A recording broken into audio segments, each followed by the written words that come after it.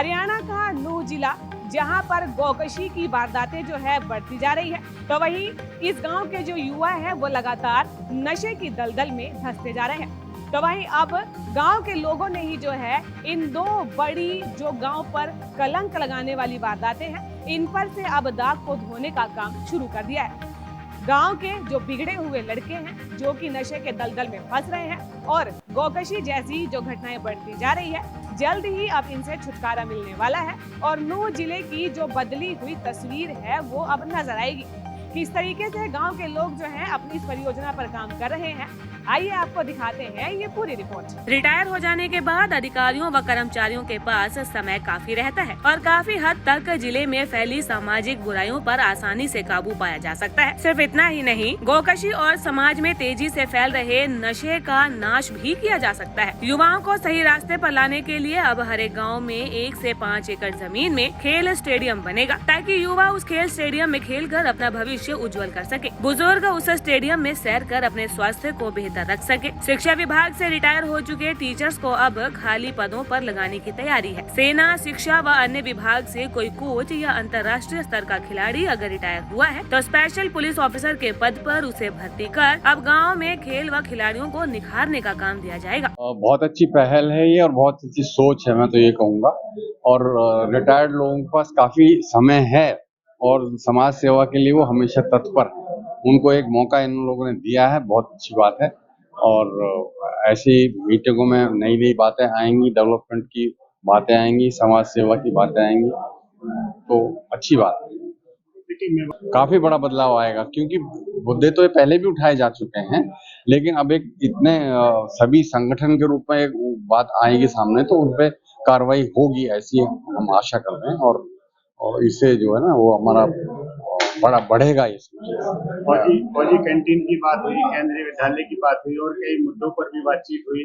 कितनी उम्मीद है कि आपकी पुरानी मांग पूरी हो जाएगी? केंद्रीय विद्यालय की जहाँ तक मुझे ज्ञान है, डी साहब ने शायद बताया नहीं, वो इन लोगों ने ऑलरेडी प्रोसेस किया हुआ केस, और ये जिला सैनिक बोर्ड का और कैंटीन वगैरह का भी केस डीसी साहब के थ्रू ही जा रहा है, चल रहा है कार्रवाई उसी के ऊपर। वो जल्दी से ही आ जाएगा, उसमें अमल हो जाएगी। दोनों बातें डीसी साहब के संज्ञान में है, पर ये है कि थोड़ा जल्दी बदली हो जाते हैं कि वो तब तक कार्रवाई हो नहीं पाती, फिर डीसी साहब नए आ जाते हैं। सच बात तो ये। इसके अलावा जिले में कई प्रकार के जो सामाजिक बुराइयां पनप रही हैं, उसे भी रिटायर अधिकारी एवं कर्मचारियों के सहारे दूर किया जाएगा। सबसे खास तो यह है कि अब रिटायर अधिकारियों व कर्मचारियों की मांग पर केंद्रीय विद्यालय खोलने से लेकर डीएवी पुलिस पब्लिक स्कूल में सुविधा बढ़ाने तथा सैनिक कैंटीन खोलने का रास्ता भी अब आसान होता दिखाई दे रहा है। दोनों आला अधिकारियों ने रिटायर अधिकारियों कर्मचारियों को भरोसा दिलाया है कि उनकी जो मांगे हैं उन पर तेजी से अमल किया जाएगा। गांव-गांव में लाइब्रेरी खोलने पर काम किया जाएगा, ताकि युवा व बुजुर्ग आराम से उस लाइब्रेरी में किताबों के साथ अखबार भी पढ़ सकें।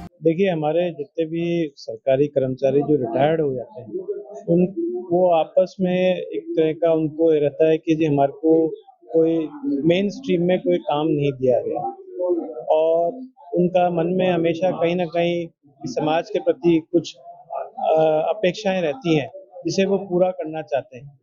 इन्हीं को ध्यान में रखते हुए मैंने और एसपी साहब ने आज उनका एक एंगेजमेंट मीटिंग करवाई है, और ये एंगेजमेंट मीटिंग हर महीने के अंदर हम करेंगे, जहाँ की ज़्यादा से ज़्यादा जो हमारे सरकारी कर्मचारी हैं उनको हम एंगेज कर सकें, उनको हम यूथ के जो अभी ड्रग्स फ्री हरियाणा जो लॉन्च हुआ है उसके अंतर्गत एंगेज कर सकें, गाँव के अंदर लाइब्रेरी के अंदर एंगेज कर सकें, हम जो सामाजिक कुरीतियाँ हैं उसके अंदर एंगेज कर सकें।